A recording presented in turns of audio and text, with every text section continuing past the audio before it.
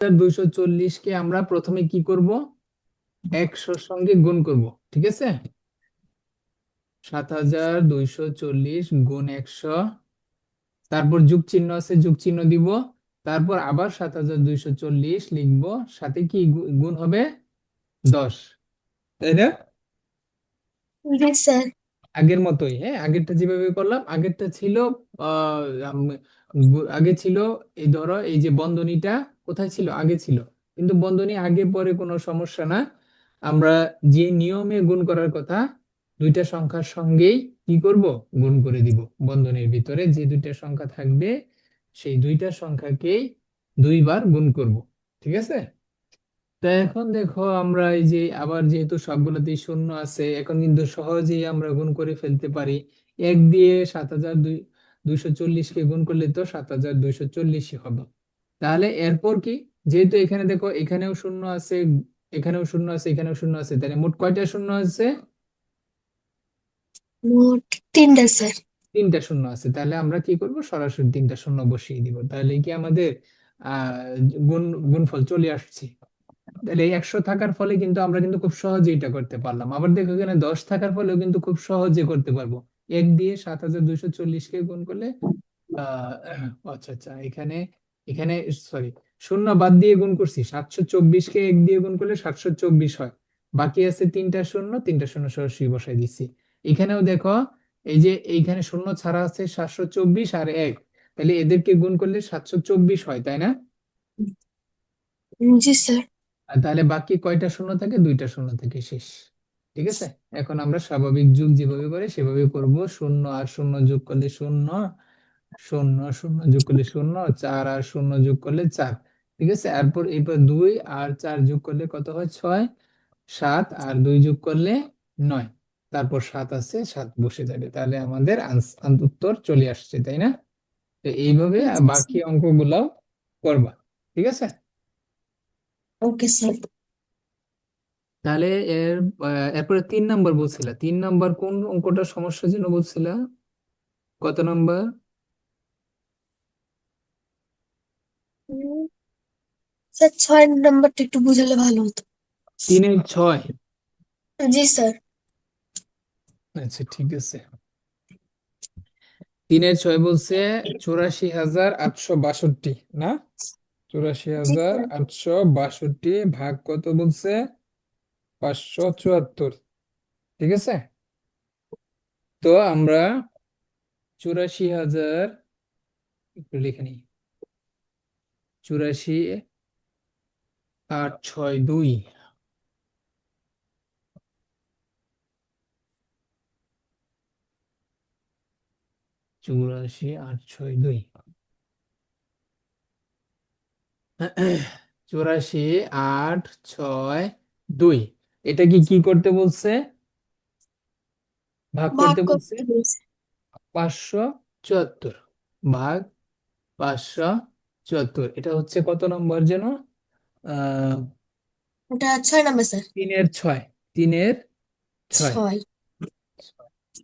3-এর 6 তো আমরা ভাগ করি, 574 ভাগ করব কাকে, 84,862। ঠিক আছে, তো এখন দেখি আমরা প্রথমে কি 3টা অঙ্ক, আমরা আমাদের কি দেখো 3টা অঙ্ক আছে এইখানেও, জি ভাজকে 3টা অঙ্ক আছে, 1 2 3, তাহলে আমরা ভাজ্যেও কি, সরি, ভাজ্যের মধ্যেও 3টা অঙ্ক নিব। ঠিক আছে, ভাজ্যেও 3টা অঙ্ক নিব। দেখি, এখন যেহেতু ভাজকের চেয়ে ভাজ্য ছোট, তাহলে ভাগ কর, সরি বড়, তাই না? তাহলে কি ভাগ করা যাবে না? তাহলে আমরা জি একটা স্যার। এখানে এই টান দিয়ে দিব। ঠিক আছে, এখানে এই টান দিয়ে দিব, যেহেতু ভাজ্য বড় আছে, ভাজক ছোট আছে, সেজন্য এখানে ভাগ করা যাবে। তা আমি একবার যদি করি, 574 কে একবার যায় এখানে, 574 একে গুণ করলে 574 হয়, তাই না? তাই তো? জি আচ্ছা, তাহলে এখন আমরা বিয়োগ করি, কত হয়, 8 থেকে 4 বিয়োগ করলে 4, তারপর 7, এখানে যেহেতু 4কে ভাগ করা যাচ্ছে না, তাহলে আমরা 14 নিব, 7 আর এখানে 2, 274 আসে, তাই না? জি স্যার। 274 আছে। এখন দেখো আমাদের কি করতে হবে, এই যে এক কোথায় বসবে, এই যে দেখো খাড়া যে টান দিছি মানে শেষ যে অঙ্কটা, তিনটা অঙ্কের শেষ যে অঙ্কটা সে তার উপরে এক বসবে, এটা কিন্তু এখানে দিলে আনসার হবে, কেটে দিবে, নাম্বার দিবে না। ওকে এক স্যার। এক কোথায় বসাবা, যে তিনটা অঙ্ক নিচ্ছ সবার ডানে বসাবা, এই যে 8-এর উপরে, ঠিক আছে। আচ্ছা, ওকে স্যার। এরপর দেখো আমরা কি করব, একটা পরে একটা অঙ্ক নামাবো। এখন নামানোর পর দেখি ভাগ করা যায় কিনা। দেখো তো ভাগ করা যাবে, কারণ কি, কারণ কি, ভাজ্য বড় তাই না, ভাজকের চেয়ে ভাজ্য বড় না। জি স্যার। এবার কিন্তু ভাগ করা যাবে। তো আমরা একটু দেখি কত দিয়ে যাইতে পারে, 3 দিয়ে কি যাবে, 3 × 7 = 21, 3 × 5 = 15 যাবে, 3 দিয়ে যাবে, 4 দিয়ে যাবে, 4 × 5 = 20, 4 × 7 = 28, 4 × 5 = 20, 22, 5 × 5 = 35, 5 × 5 = 25, না 5 দিয়ে বড় হয়ে যাবে, 4 দিয়ে যাবে। 4 কোথায় বসাবা, এই যে 6-এর উপরে বসাবা, যে অঙ্কটা নিচে নামাইছো তার উপরে বসাবা, এই যে 6 নামাইছি 6-এর উপরে বসাবা। এটা কিন্তু আবার এখানে বসাইলে হবে না, বুঝছো। এটা কিন্তু আন্তর্জাতিক স্যার। পদ্ধতিতে নিয়ম হচ্ছে, এই যে যে অঙ্কটা নামাইছো তার উপরেই বসাইতে হবে, ঠিক আছে, ভাগফলটা। ওকে তো স্যার। এখানে 4 দিয়ে গুণ করলে, এখন দেখো 4 × 4 = 16, হাতের 1, 4 × 7 = 28, আর 1 = 29, হাতে 2, 4 × 5 = 20, আর 2 কত, 22, ঠিক আছে। তো এখন আমরা বিয়োগ করব, 14 থেকে 9 বিয়োগ করলে 9 5 5 হবে, আর এখানে 3 4, হ্যাঁ 450। দেখো, তাহলে কি আমাদের আরেকটা অঙ্ক বাকি আছে, 6 তো নামাইছি, আরেকটা অঙ্ক বাকি আছে, সেটা নামাবো, ঠিক আছে। নামানোর পর এখন দেখো, যেহেতু এখানেও কি ভাজ্য বড় ভাজক ছোট, ভাগ করা যাবে।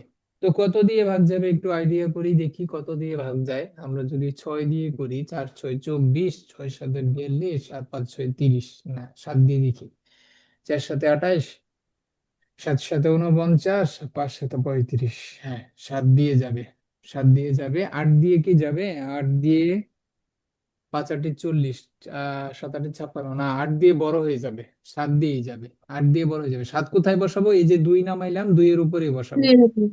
বসাবো। তাহলে 4 × 7 = 28, হাতে কত, 2, আর 7 × 7 = 49, আর 2 হচ্ছে 51, হাতে 5, 5 × 7 = 35, আর 5 কত, 45, সরি 40, এই তো। ঠিক আছে, তো 4 × 7 = 28, 7 × 7 = 49, 50 51, 5 × 7 = 35, আর 5 40, হ্যাঁ ঠিক আছে। এবার আমরা বিয়োগ করব, বিয়োগ করলে কত পাবো, 8 × 4 = 12, আর হচ্ছে 2 2 8, 8 নামবে, আর হচ্ছে 1 4, হ্যাঁ 484, ঠিক আছে। তাহলে কিন্তু আমাদের আনসার কিন্তু হয়ে গেছে, বুঝছো, আনসার হয়ে গেছে। আমরা একটু সাজিয়ে লিখবো, এখানে একটু সাজিয়ে লিখতে হবে, যে উত্তর লিখবো কত, 147, উত্তর লিখবো কত, ভাগফল 147, এবং ভাগশেষ যেহেতু আছে, এবং ভাগশেষও লিখতে হবে, ভাগশেষ কত, 484, তাই না। জি স্যার। এবার কোনো সমস্যা আছে, নো স্যার। ঠিক আছে।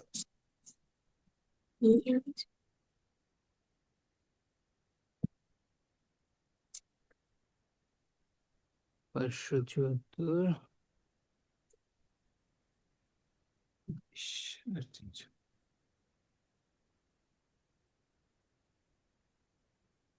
আচ্ছা, তাহলে আমাদের পরবর্তী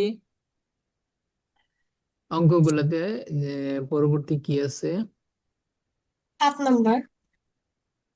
8 number, sir 7 number. Sorry 7 number, হ্যাঁ সঠিক কিনা যাচাই করি। 7 নাম্বার বলছে যে যে আমাদের ভাগগুলা দেওয়া আছে সে, এবং ভাগফল দেওয়া আছে, ভাগশেষ দেওয়া আছে, তাই না, দেওয়া আছে। তো এইগুলা সঠিক কিনা এটা আমাদেরকে যাচাই করতে বলছে। তো আমরা দেখি, 7-এর 1, 7-এর 1, 7-এর 1 নাম্বারটাই দেখি, 2 9 8 4 5, 2 9 8 4 5,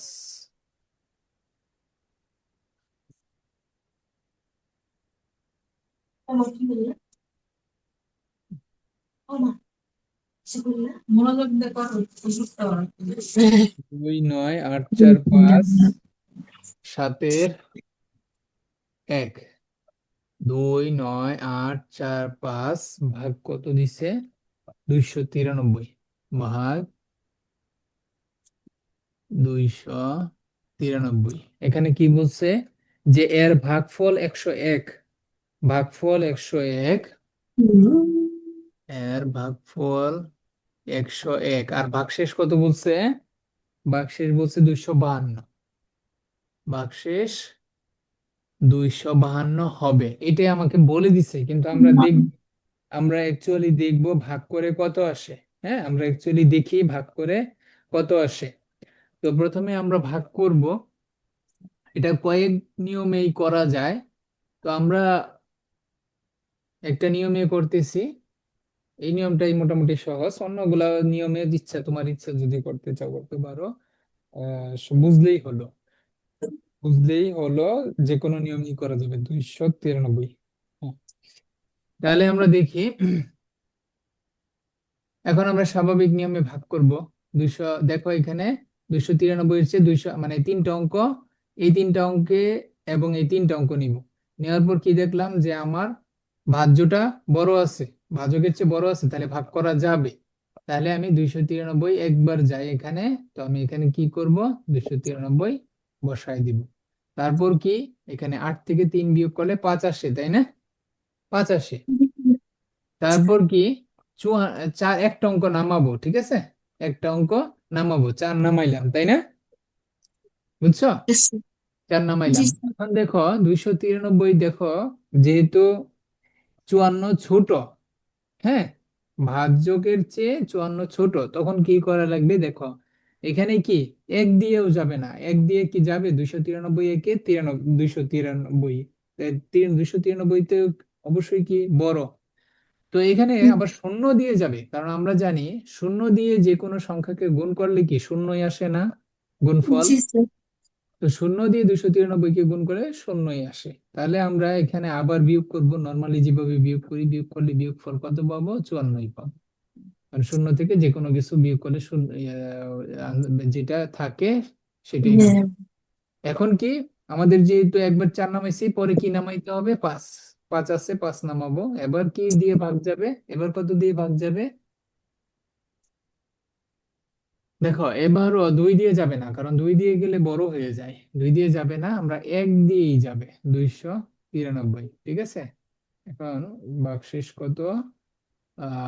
2, 9, 14 থেকে 9 বাদ দিলে 5, 5 আর 3, 2, 252। তাহলে এখানে আমাদেরকে ভাগফল 101 হবে, তাই না? বলে দিছে না? জি স্যার। তো এখানে কিন্তু আমিও কিন্তু কি আসলেই কি কত পেলাম? ভাগফল 101ই পেলাম। তাহলে এই কথাটা ঠিক আছে। এবং ভাগশেষ কত বলছে? 252। এবং কি আমি যে অঙ্কটা করলাম সেখানে কি ভাগশেষও 252 পাওয়া গেছে। তাইলে তা, ও, ও, যে কথাগুলা বলছে এই কথাগুলা কি ঠিক আছে না? জি স্যার। তাহলে আমি বলে দিব যে, যে এখানে যে কথাটা বলছে সেটা সঠিক। হ্যাঁ, যে কথাটা বলছে সেটা পাশে লিখে দিব যে কথাটা সঠিক। সুতরাং আমি লিখবো, সুতরাং 2 9 8 4 5 ভাগ 293 এর ভাগফল 101 ও ভাগশেষ 252 সঠিক। ঠিক আছে, সঠিক। কিন্তু এইখানে যদি না মিলতো, এইখানে যদি তোমার না মিলতো, দেখ এখানে তোমার যদি বলতো 105, এখানে বলতো ভাগশেষ 15, তখন কি মিলতো? না স্যার। যদি তখন মিলতো না, তখন কি লিখবো? যে এটা লিখে লিখে দিব যে সঠিক নয়। নয়। সহজ না? জি স্যার। আচ্ছা, তাহলে বাকিগুলা একইভাবে করবা। বাকিগুলা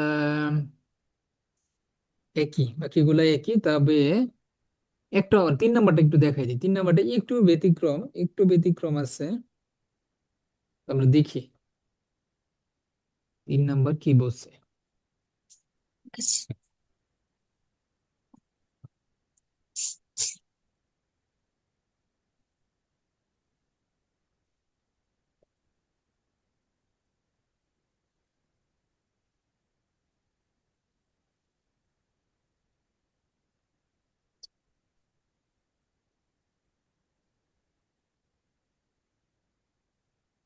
আচ্ছা, আমরা কি জানি যে ভাজক সবসময় কি ভাগশেষের চেয়ে বড় থাকে, তাই না?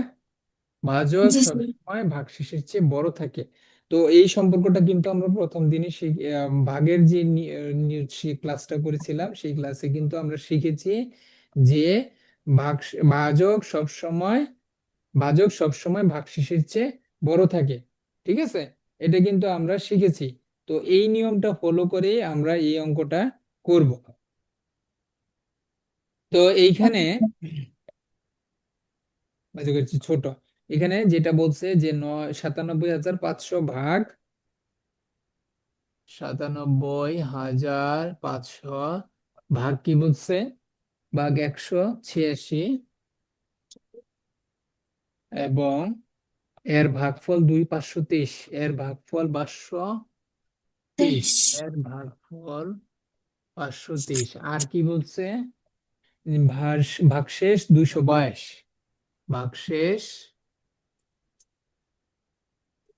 ভাগশেষ 222। হ্যাঁ, তো এখানে প্রথমেই যে কথাটা বলছে যে ভাগশেষ 222 এবং ভাজক 186।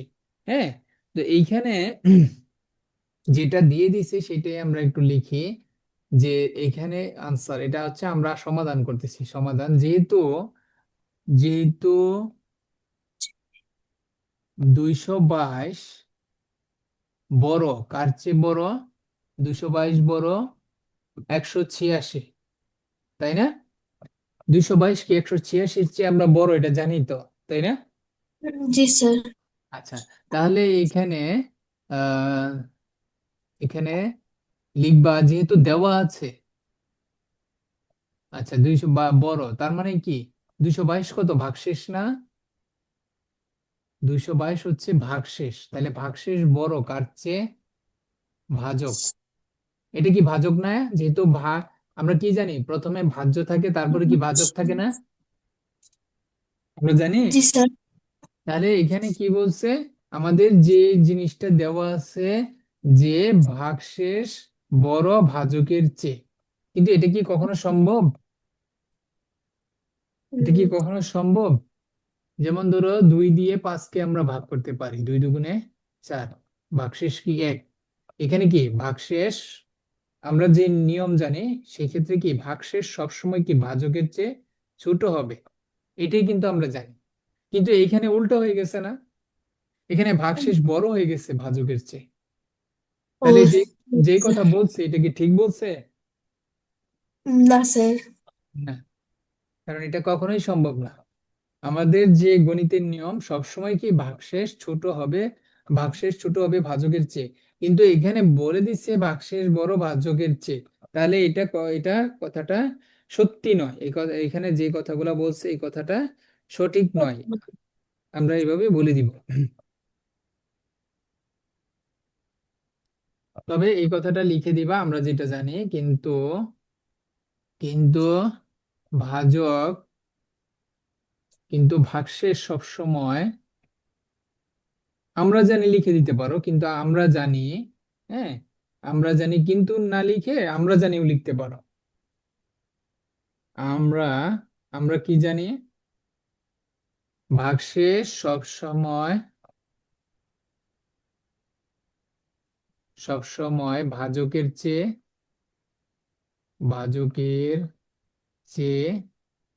ছোট, এটা আমরা জানি।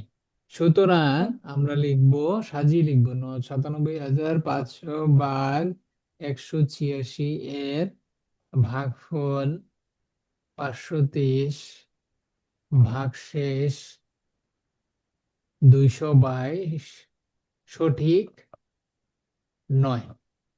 বুঝছো কিভাবে সাজাবা? জি স্যার। আচ্ছা, তাহলে পরের অঙ্কটা কি আছে?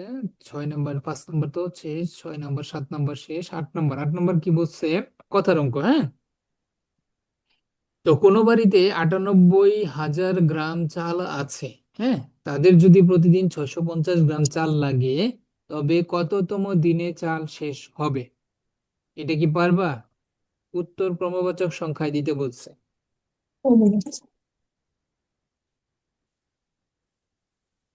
স্যার একটু বুঝিয়ে দেন।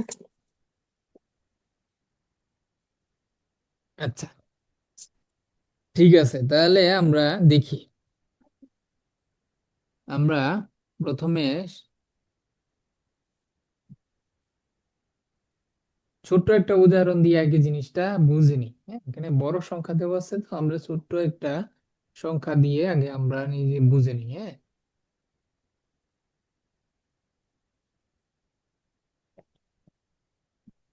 বলছে 98,000 গ্রাম। ধরো ধরো তোমার কাছেই, হ্যাঁ, 10 গ্রাম চাল আছে। এটা আমরা বুঝার জন্য ধরে নিলাম 10 গ্রাম চাল আছে।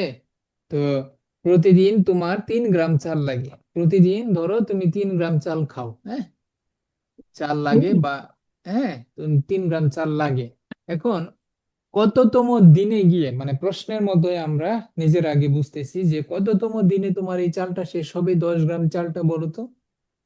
তুমি একদিনে 3 গ্রাম চাল খেয়ে খাও, হ্যাঁ, বা শেষ হয় তোমার, তাহলে কততম দিনে তোমার চাল শেষ হবে বলো তো?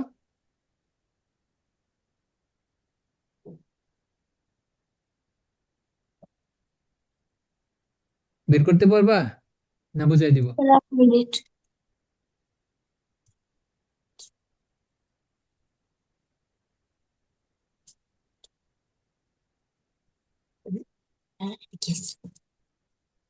স্যার একটু বুঝিয়ে দেন তো। আচ্ছা, তুমি এটা হাতে গুনেও তুমি বের করতে পারবা, হ্যাঁ। যে প্রথম দিন খাইলা 3 গ্রাম, তারপরে দিন 3 গ্রাম, তারপরে 3 গ্রাম, হুম। তাহলে কয় গ্রাম চলে গেল? 9 গ্রাম চলে গেল না 3 দিনে? আমি তো ওটা বুঝতেছি না যে 9 গ্রাম হচ্ছে, তাহলে আরো 1 গ্রাম লাগবে। আরো 1 গ্রাম লাগবে, ঠিক আছে। তাহলে কি আরো 1 গ্রাম তোমার কাছে আছে? তার মানে 3 দিন খাওয়ার পরেও কি তোমার কাছে কি, 3 দিন খাওয়ার পরেও তোমার কাছে কি এক এক গ্রাম চাল, গ্রাম চাল চাল আছে। আছে না? তাহলে 3 দিনে কি শেষ হয়েছে? তোমার কাছে যে চাল ছিল 10 গ্রাম, সেটা কি 3 দিনে শেষ হয়েছে? না শেষ স্যার। হয় নাই। তাহলে কি তুমি কয় দিনে গিয়ে শেষ হবে বলো তো? 4 দিন যখন চাল খাবা তখন গিয়ে কি শেষ হয়ে যাবে না? জি স্যার। তাহলে চতুর্থতম দিনে গিয়ে কি তোমার চাল শেষ হবে, ঠিক আছে। হুম। তো এটা আমরা কিভাবে বের করব? প্রথমে আমরা কি করব? আহ এটা দুই ভাবে করা যায়, ঐকিক নিয়ম এবং সাধারণ নিয়ম। সাধারণ নিয়মে করলে কি হবে, এই যে তোমার কাছে যে চাল আছে সেই চালকে তুমি প্রতিদিন কত গ্রাম খাও সেটা দিয়ে ভাগ করবা। ভাগ করলে কত আসে? 3 3 9। ভাগশেষ কত? 1। তাহলে তাহলে তুমি যখন ভাগশেষ 10কে 3 দিয়ে ভাগ করার পর ভাগফল পাবা 3 এবং ভাগশেষ পাবা 1, তাহলে কি বলবা? যে সুতরাং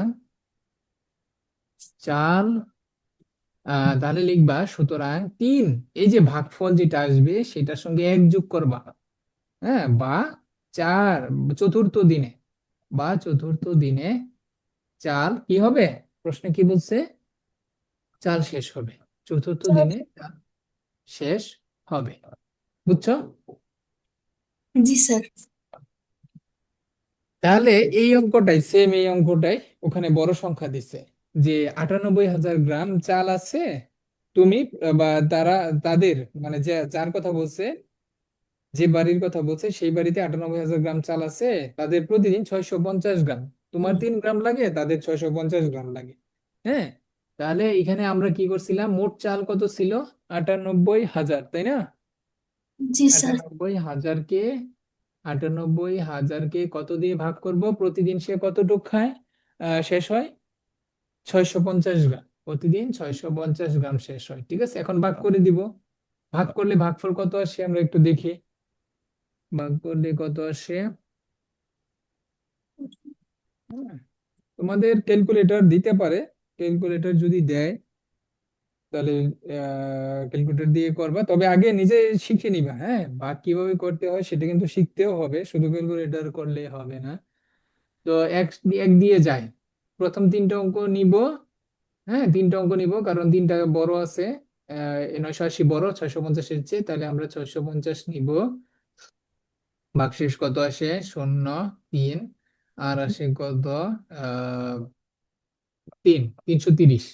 তো একটা অঙ্ক নামাবো, নামানোর পর কত দিয়ে যাবে? যাবে হচ্ছে 5 দিয়ে। ও কত দিয়ে? 5 দিয়ে যাবে, হ্যাঁ। 5 দিয়ে যাবে, 5 দিয়ে গেলে কত হবে? 5 শূন্য শূন্য, 5 6 30, হাতে 3, 6 6 36, 5 6 30, হ্যাঁ। 5 শূন্য শূন্য, 5 5 25, 5 শূন্য শূন্য, 5 5 25, আর হচ্ছে 5 6 30, 30 আর 2 32, 32। তাহলে বাকশেষ কত? 5 50, হ্যাঁ। বাকশেষ 50। তাহলে আমার দেখো আরেকটা শূন্য বাকি আছে, সেটা নামাবো, সেটা নামাবো, তাই না? জি সেটা স্যার। সেটা নামানোর পর আমরা দেখো বলবো যে এইখানে আর ভাগ করা যাবে না, কারণ কি ভাগশেষ 500 650-এর চেয়ে ছোট।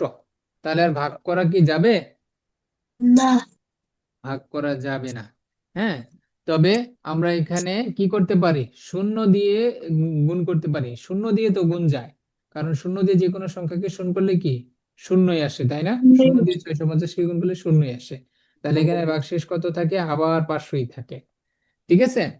তো একবার আমাকে গুণ করতেই হবে, কোনো একটা অঙ্ক নামানোর পর সেটা যদি কোনো অঙ্ক দিয়ে ভাগ নাও যায়, মানে গুণ করা নাও যায়, তাহলে মিনিমাম কি শূন্য দিয়ে গুণ করতে হবে। এটা কিন্তু নিয়ম, বুঝছো?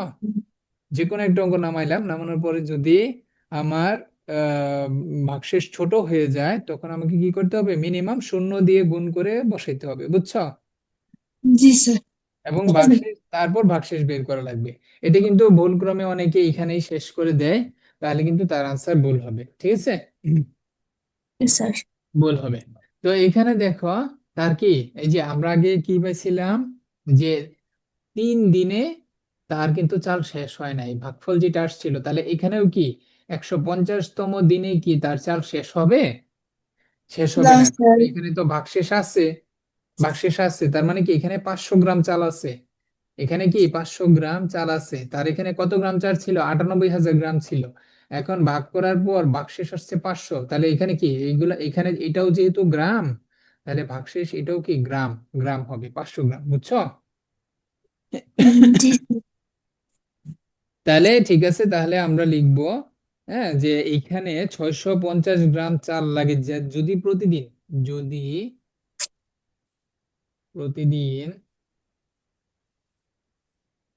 650 গ্রাম চাল লাগে,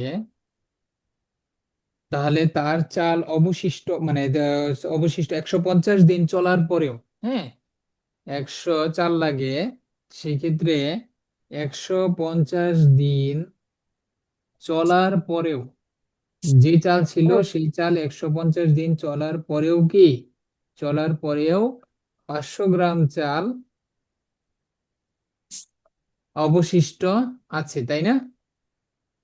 জি স্যার। অবশিষ্ট আছে। তাহলে ওই চাল তো ওই দিন শেষ হইলো না, 150তম দিনে কি শেষ হইছে? শেষ হয় নাই। স্যার, হ্যাঁ, ওপরটা কি লিখেছেন? চালের পরে? এই লাইন, না না, নিচেরটা। এটা, উপরে উপরে। এটা চাল লাগে, ও। তার প্রতিদিন চাল লাগে, যদি প্রতিদিন তার 650 গ্রাম চাল লাগে, তবে এ, এ, তাহলে 150 দিন চলার পরেও তার 500 গ্রাম চাল অবশিষ্ট আছে না, এই কথাটাই লিখছি,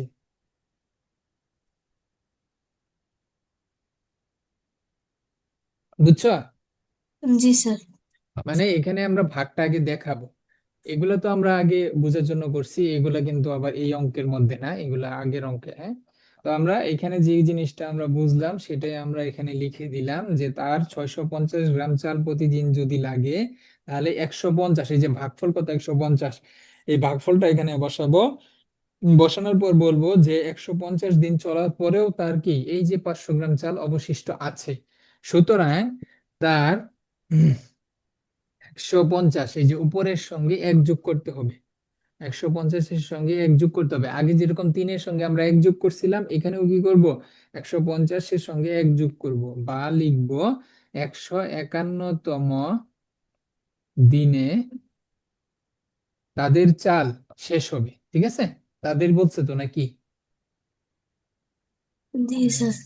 তবে কততম দিনে, তবে হ্যাঁ, তো তাদের না লিখলেও হবে। 151তম দিনে চাল শেষ হবে, চাল শেষ হবে। বুঝছো? জি স্যার। ঠিক আছে, তাহলে আমরা এই 8 নম্বর অঙ্কটা আর তোমার হচ্ছে 11 নম্বর অঙ্কটা, হ্যাঁ, একই নিয়মে, হ্যাঁ, একই নিয়মে করতে হবে। যেমন রাখি প্রতি মাসে 950 টাকা সঞ্চয় করে কততম মাসে তার সঞ্চিত টাকা 50,000 অতিক্রম করবে। বুঝছো? স্যার ওটা 11 নম্বর। হ্যাঁ, 11 নম্বর, মানে 11 নম্বরটা এই একই নিয়মে, আমরা যে নিয়মটা এখন করলাম এই নিয়মে করতে পারবা? স্যার অন্য একদিন দিয়ে আগে 9 10 শেষ করতে হবে। আচ্ছা ঠিক আছে, নিয়মটা এটা খেয়াল রেখো, এটার সঙ্গে ওইটা একই রকম হবে, হ্যাঁ। Okay sir. আচ্ছা, এই নিয়মটা মনে হয় আমার একটু দেখাই দেওয়াই ভালো, কারণ নাহলে আবার তুমি ভুলে যেতে পারো। এই একই নিয়ম তো, আমি একটু সামান্য বুঝাই দিই। যে রাখি প্রতি মাসে, হ্যাঁ, 10 টাকা ধরো, 10 টাকা ধরো, সে প্রতি মাসে 10 টাকা সঞ্চয় করে, কততম মাসে গিয়ে তার 55 টাকা অতিক্রম করবি বলো তো? ধরো তুমি প্রতি মাসে 10 টাকা সঞ্চয় করো, প্রতি মাসে তুমি 10 টাকা সঞ্চয় করো। সঞ্চয় মানে কি বলতো? সঞ্চয় মানে জমা, জব জমা, করা। জমা করে। ধরো তুমি প্রতি মাসে 10 টাকা সঞ্চয় করো এক মাসে, And কততম মাসে গিয়ে তোমার 55 টাকা অতিক্রম করবে বলো তো? 55 টাকা অতিক্রম করবে কততম মাসে গিয়ে বলো তো? এর এক তার 5 দিনে আর 5 যোগ হবে তার সাথে একটা। আবার বলো কিভাবে লিখবা। কত বললাম একটা?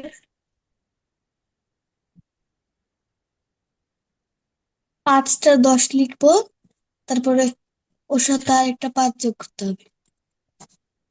দেখো, তুমি এক মাসে সঞ্চয় করো 10 টাকা, হ্যাঁ, এক মাসে সঞ্চয় করো 10 টাকা, তাহলে 5 মাসে সঞ্চয় হবে কত টাকা, 50 টাকা না?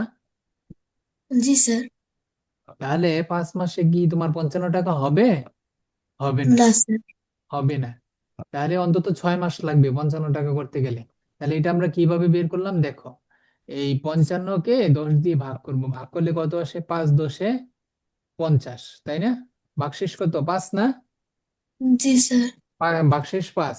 তাহলে তুমি লিখবা যে প্রতি মাসে 50 টাকা সঞ্চয় করলে, হ্যাঁ, সঞ্চয় করলে 5 মাসে, 5 মাসে সঞ্চয় হয় 50 টাকা, এবং 55 টাকা অতিক্রম করতে আরো কি 5 টাকার প্রয়োজন, তাই না?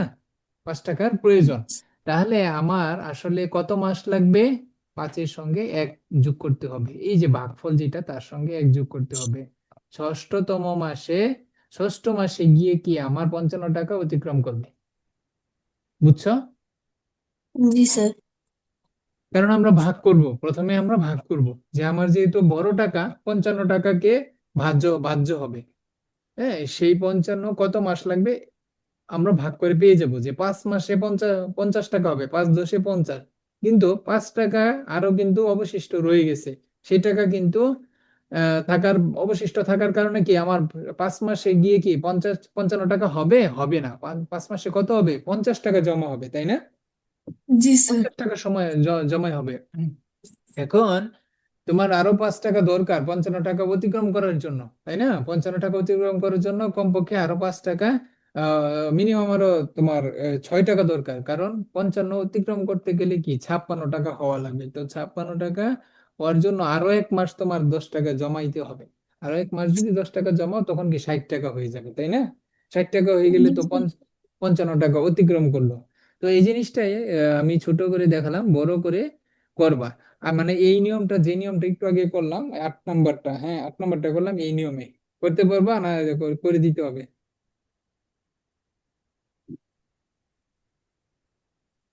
করতে পারবা না করে দিতে হবে?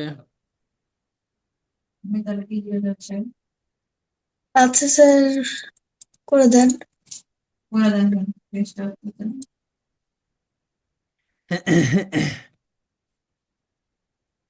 ঠিক আছে, ঠিক তাহলে আমরা আগের নিয়মেই করব। জাস্ট খালি একটু লেখাটা সাজানোটা হয়তো পারবা না, তাই দেখিয়ে দিচ্ছি। কিন্তু বিষয়টা আগে বুঝতে হবে যে এখানে বিষয়টা কি বলছে। তো আমরা কত টাকা বলছে? 950 টাকা সঞ্চয় করে, প্রতি মাসে 950 টাকা সঞ্চয় করে 50,000 টাকা অতিক্রম করবে।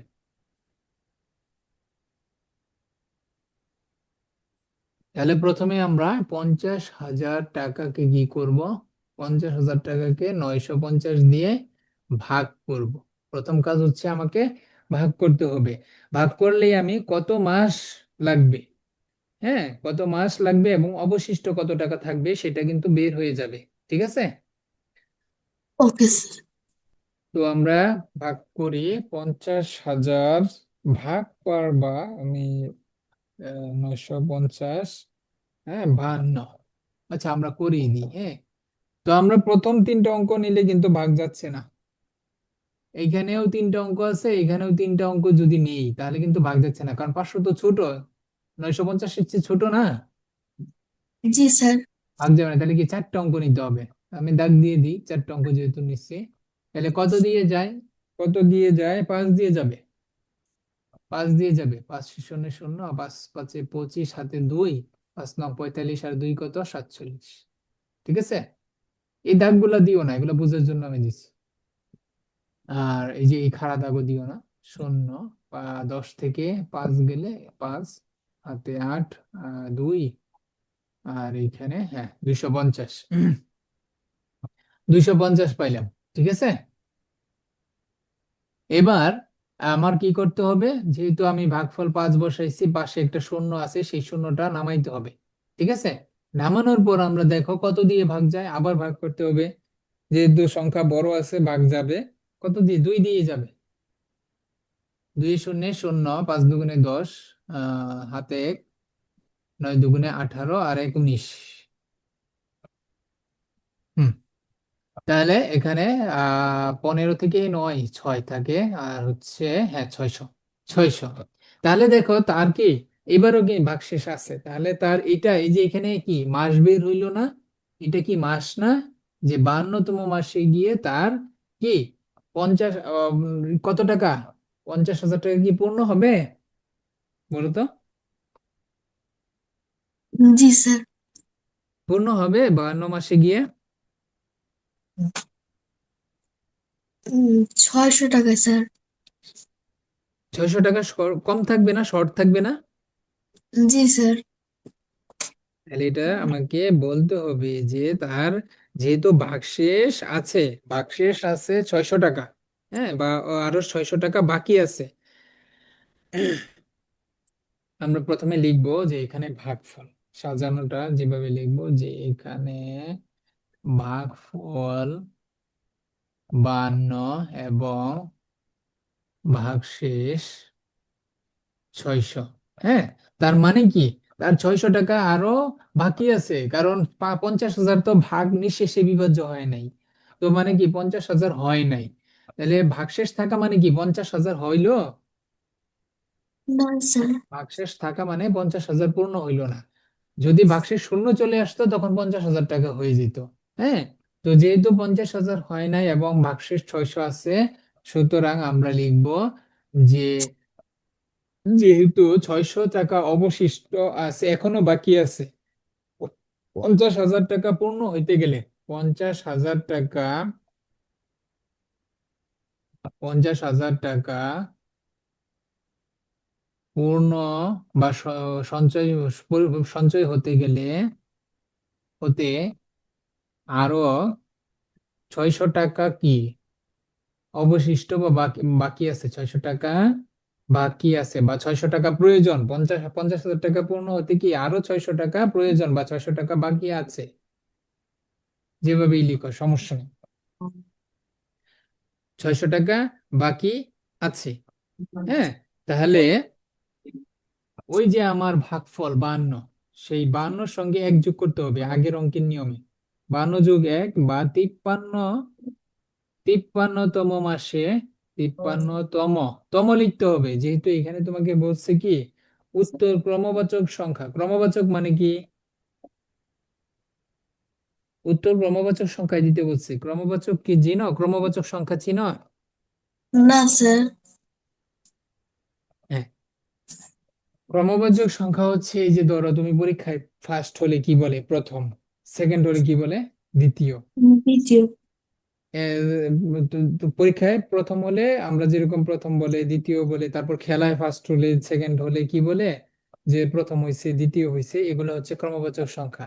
তাহলে এই যে 53, আমরা শুধু 53 বলি নাই, 53তম মাসে, 53তম মাসে, হ্যাঁ এই যে তম লিখছি এটাই হচ্ছে ক্রমবাচক সংখ্যা। 53তম মাসে কি হবে, তার 50,000 টাকা অতিক্রম করবে। বুঝছো? জি স্যার। তাহলে এইভাবে আমরা 11 নম্বরটাও করব। হ্যাঁ,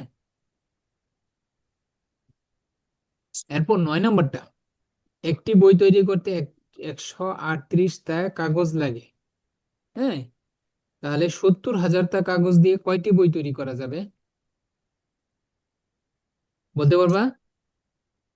উম, কোনো ধারণা আছে কিভাবে করতে হবে কিছু? উম, না স্যার। আচ্ছা, এখানে দেখো, বই তো আমরা প্রতিদিনই দেখি, হ্যাঁ, কিন্তু বই তৈরি করতে কি কাগজ লাগে? তাই তো বলছে যে এখানে 138টা কাগজ লাগে। ধরো একটা গণিত বই বা বিজ্ঞান বই, হ্যাঁ, বা যে কোনো বই একটা তৈরি করতে 138টা, মানে ওই যে তোমার 4টা পৃষ্ঠা মিলে একটা হয়, বুঝছো? 4টা পৃষ্ঠা, বইয়ের 4টা পৃষ্ঠা মিলে একটা একটা হয়। তো এই একটা 138টা কাগজ লাগে এরকম বইটা বানাইতে গেলে। হ্যাঁ, এখন 70,000টা কাগজ দিয়ে কয়টি বই তৈরি করা যাবে? তো এটা ঐকিক নিয়মে দেখাবো নাকি এইভাবেই দেখাবো? এটা নর্মাল ভাগের নিয়মেও করা যায়, ঐকিক নিয়মেও করা যায়। আচ্ছা, ভাগ যেহেতু শিখতেছি, সাধারণ ভাগ আমরা সাধারণ ভাগের নিয়মেই করি। ঐকিক নিয়ম পরে আরো শিখবা, ওই সময় শিখে ফেলবা। আচ্ছা, একটা 70,000টা কাগজ আছে। 70,000টা, তাই তো, হাজারই তো, একক দশক শতক, হ্যাঁ হাজার। 70,000কে কত দিয়ে ভাগ করবা? কয়টা 138টা কাগজ লাগে একটা বই বানাইতে। ঠিক আছে? কত নম্বর? কত নম্বর বলে? 9 নম্বর। না, আচ্ছা, দেখো, তোমার কাছে ধরো, তোমার কাছে ধরো 10টা কি আছে, কাগজ আছে। ঠিক আছে, এখন 10, তোমার কাছে কতটা কাগজ আছে? 10টা। দশটা। 10টা কাগজ আছে, 10টা কাগজ আছে। এখন একটা বই ধরো, ওই যে ওই নার্সারিতে থাকলে কি, ধরো আহ দুইটা বা তিনটা, তিনটা বই, তিনটা দিয়ে একটা বই হয়, তিনটা দিয়ে একটি বই, তিনটা দিয়ে একটি বই হয়েছে, মানে বাচ্চাদের বই যেটা অনেক সময় থাকে না, যে তিনটা দিয়ে একটা বই তৈরি হয়েছে, বই তৈরি করছে। এখন তোমার কাছে আছে 10টা কাগজ, তাহলে তুমি কয়টা বই বানাইতে পারবা বলো তো? উম, 10টা তাহলে তোমার কাছে তোমার কাছে 10টা কাগজ আছে, একটা বই বানাইতে তোমার 3টা কাগজ লাগে, 3টা কাগজ লাগে। তাহলে তাহলে কয়টা বই বানাইতে পারবা? Sir, 1 minute.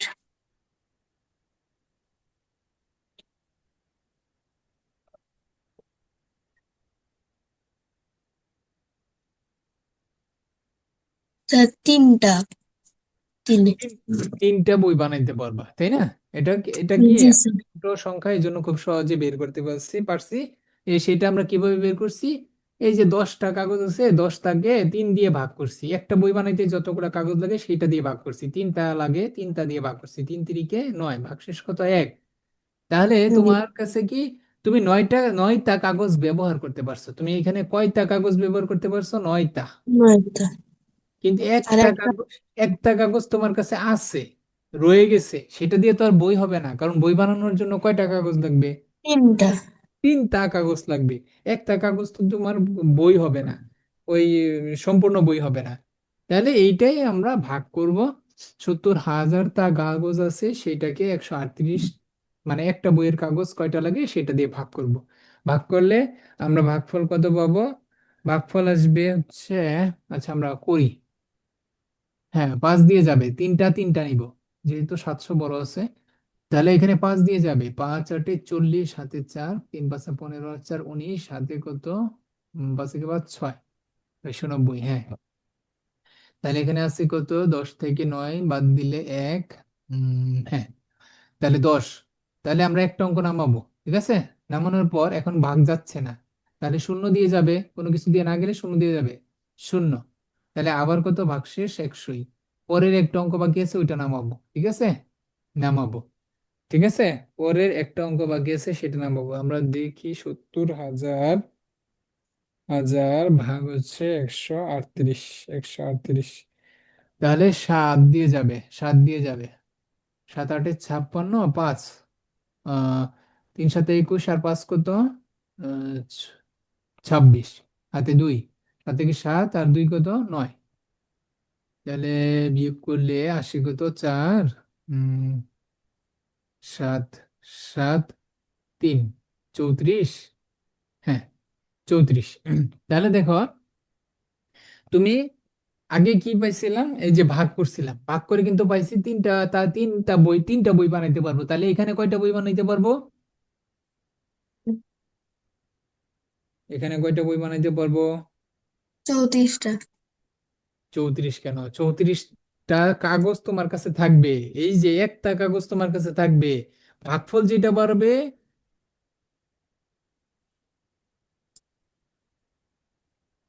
ভাগ 507। 507, ভাগফল যেটা বাইর হবে সেইটা তুমি বানাইতে পারবা। সেই কয়টা বই তুমি বানাইতে পারবা, মনে থাকবে? জি স্যার। এটা খেয়াল রাখতে হবে, এটাই কিন্তু ভুল করে, এইটাই ছাত্ররা ভুল করে। এটা আমি এই জন্য আগে ছোট ছোট অঙ্ক দিয়ে তোমাকে বুঝাইলাম, যে তোমার কাছে 10টা কাগজ আছে, তুমি কয়টা বই বানাইতে পারবা। তাহলে তুমি 3টা দিয়ে ভাগ করছো, তাহলে ভাগফল যেটা পারবে সেইটাই তুমি, সেই কয়টাই বই তুমি বানাইতে পারবা। তুমি 3টা বই বানাইতে পারবা। তাহলে এখানে কয়টা বই বানাইতে পারবা? 560টা। 560টা বানানোর পর তোমার কাছে 34টা কাগজ থাকবে, সেই 34টা কাগজ দিয়ে তো আর বই হবে না, কারণ বই বানাইতে লাগে 138টা কাগজ। বুঝছো?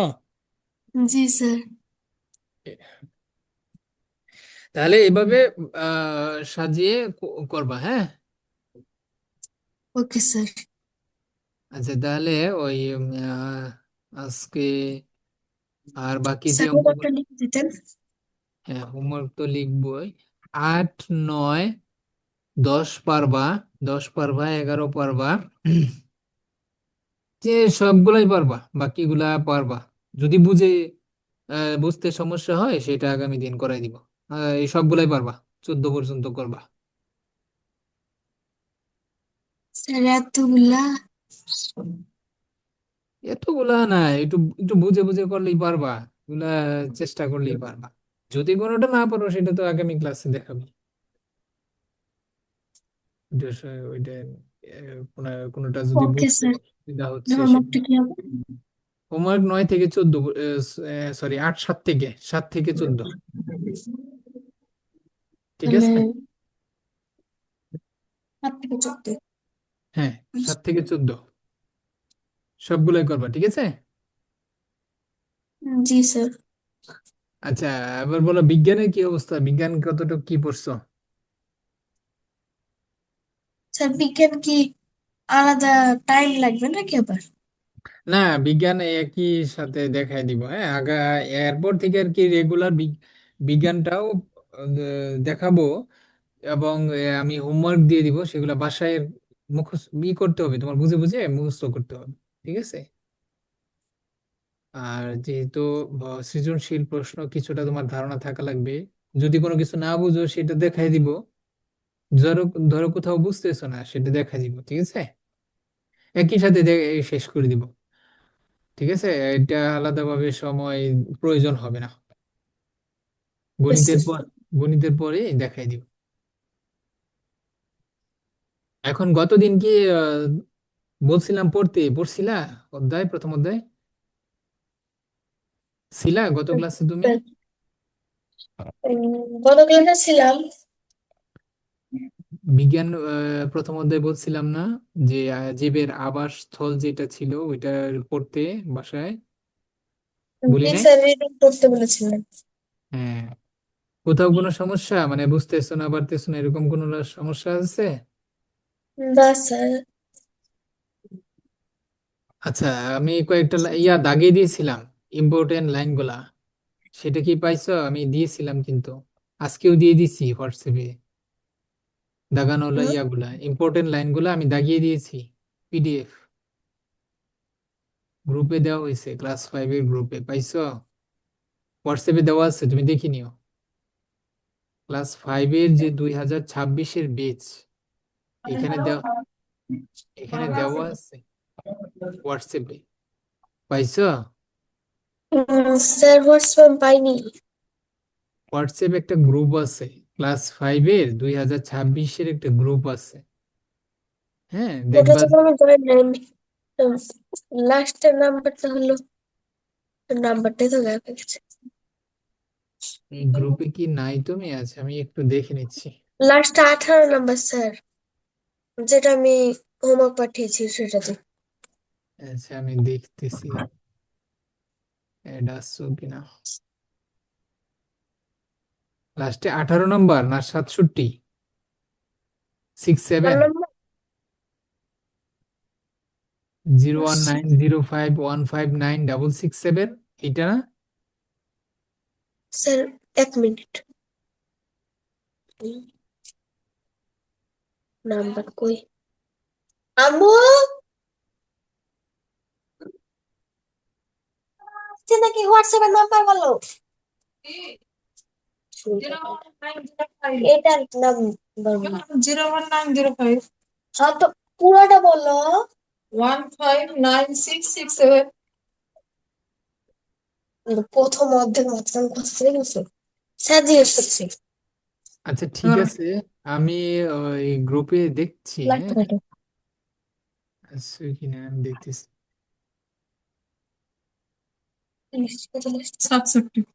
স্যার লাস্টে 67, 6 7। আচ্ছা, এই গ্রুপে নাই দেখা যাচ্ছে, আচ্ছা আমি এড করে দিচ্ছি, হ্যাঁ এড করে দিচ্ছি, আচ্ছা এখন পাবা।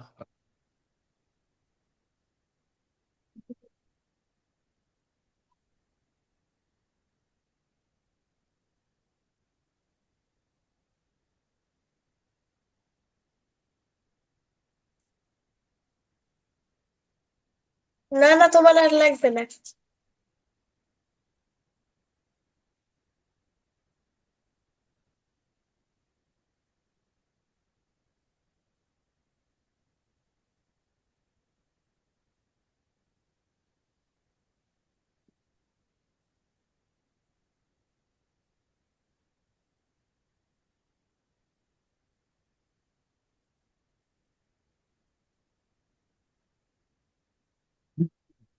আচ্ছা, আমি অ্যাড করে দিব, হ্যাঁ এই ক্লাস শেষ করে এখন একটু ইয়া হ্যাং করতেছি, আমি ক্লাস শেষে এড করে দিব, ঠিক আছে? তাহলে ওই গ্রুপে তুমি নাই, এই জন্যই বোধহয় পাচ্ছিলে না আগের যে ইয়াগুলা ছিল, ফাইলগুলা আমি দিয়ে দিব, হ্যাঁ এগুলা সলভ করবা।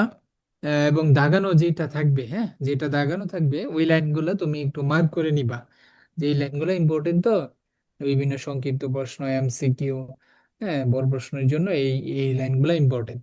তবে একটা শীটও দিয়েছি, শীটটা একটু দেখে নাও, আমি শীটটাও আমি দিছি, সেই শীটটা দেখাই দিচ্ছি। এই যে লাইনগুলো অবশ্যই অবশ্যই পড়বা, এগুলো খুবই ইম্পর্টেন্ট এই লাইনগুলা।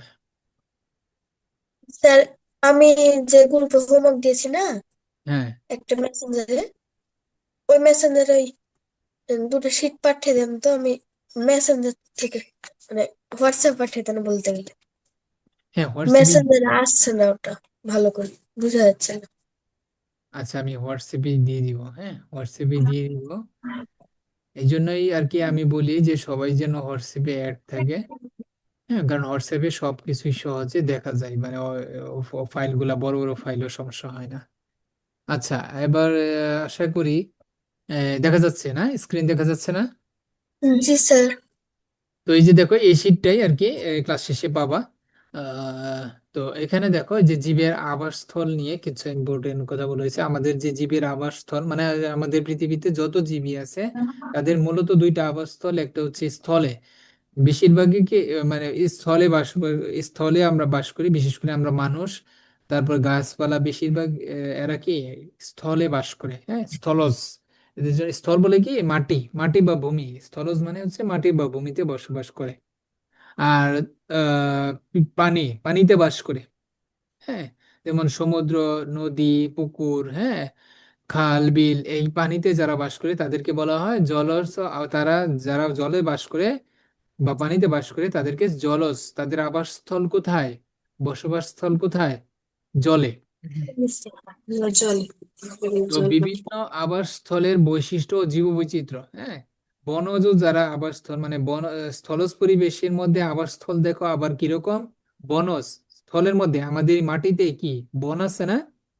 যেমন ধরো আমাদের সুন্দরবন আছে, শালবন আছে, হ্যাঁ, ওইখানে কি আবার আলাদা একটা আবাসস্থল ভাগের, এখানে বাঘ বসবাস করে, হরিণ বাস করে, বানর থাকে। ওরা স্থলেই বাস করে, কিন্তু স্থলকেও আবার কয়েকটা ভাগে ভাগ করা হয়েছে। একটা হচ্ছে বনজ, যারা বন জঙ্গলে বাস করে। আর একটা হচ্ছে তৃণভূমি, যে যে আমাদের ঘাস হয়, ঘাস কি জীব না?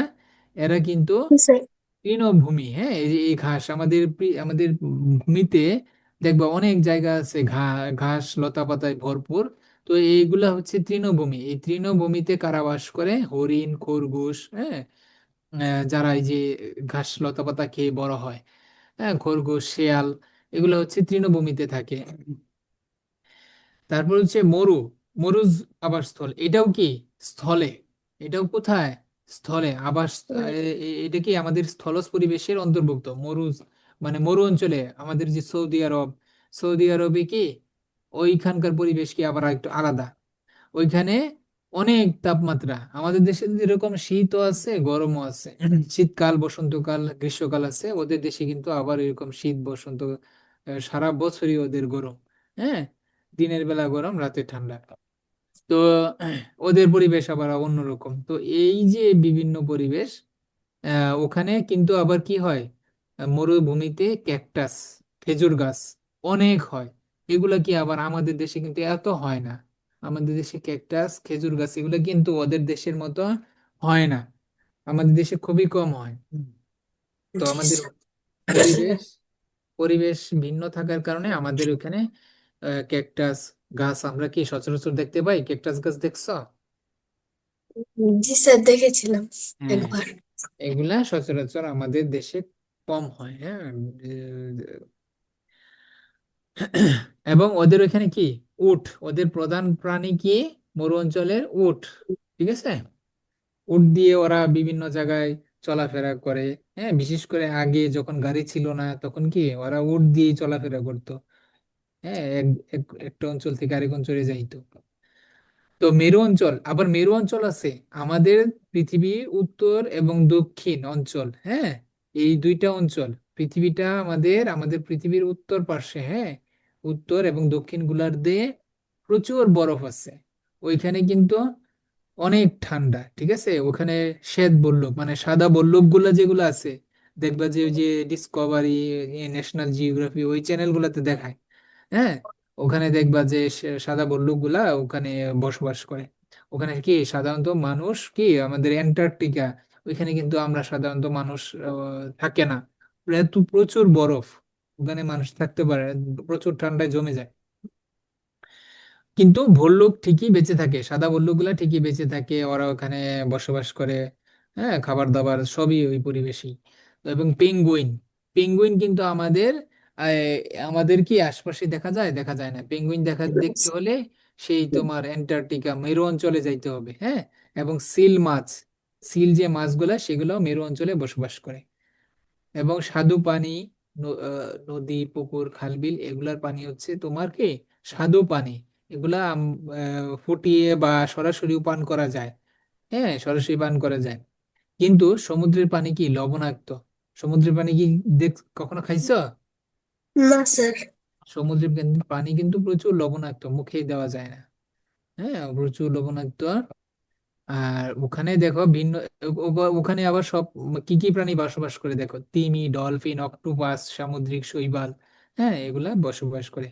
ওখানে যদি কক্সবাজার কখনো যাও, ওখানে দেখবা যে জাদুঘর আছে ওখানে, এগুলা মিউজিয়াম আছে, বিভিন্ন মিউজিয়ামে দেখতে পাবা এদের।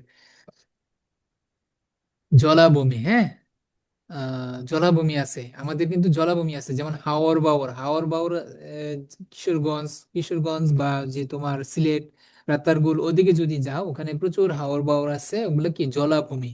ওগুলাও জলজ পরিবেশ। তাহলে জলজ পরিবেশে কি কি দেখো, স্বাদু পানি আছে আমাদের যেরকম পুকুর, এগুলা স্বাদু পানি, পুকুর, খাল, বিল। সামুদ্রিক পরিবেশ, এখানে কি লবণাক্ত, সমুদ্র, সামুদ্রিক মানে কি আমাদের যে সমুদ্র আছে সেটাই সামুদ্রিক পরিবেশ। আর জলাভূমি কি, ওই যে আমাদের যে হাওর বাওর গুলো আছে। হাওর বাওর দেখছো কখনো? না। না স্যার। ওই যে কিশোরগঞ্জ ও, তারপর তোমার সিলেট, যদি কখনো গেলে দেখতে পাওয়া। হুম। তারপর জীবের অভিযোজন, হ্যাঁ, নির্দিষ্ট পরিবেশে টিকে থাকার জন্য জীবের গঠন ও শরীরবৃত্তীয় কাজের পরিবর্তন করাকে প্রক্রিয়াকে অভিযোজন বলে। হ্যাঁ, দেখো এক একটা পরিবেশে এক একটা প্রাণী বসবাস করে, এবং ওই পরিবেশে কি সে খাপ খাইয়ে বসবাস করে। তুমি কিন্তু মানুষ ওই পরিবেশে থাকতে পারবা না। তুমি অ্যান্টার্কটিকা কিন্তু থাকতে পারবা না। তারপর তুমি জঙ্গলে থাকতে পারবা না। হ্যাঁ, তো এক একটা পরিবেশ, এক একটা পরিবেশে এক একটা জীব বসবাস করে। আবার অনেক দিন আগে কিন্তু তোমার মানুষ জঙ্গলে থাকতো, বন জঙ্গলে থাকতো।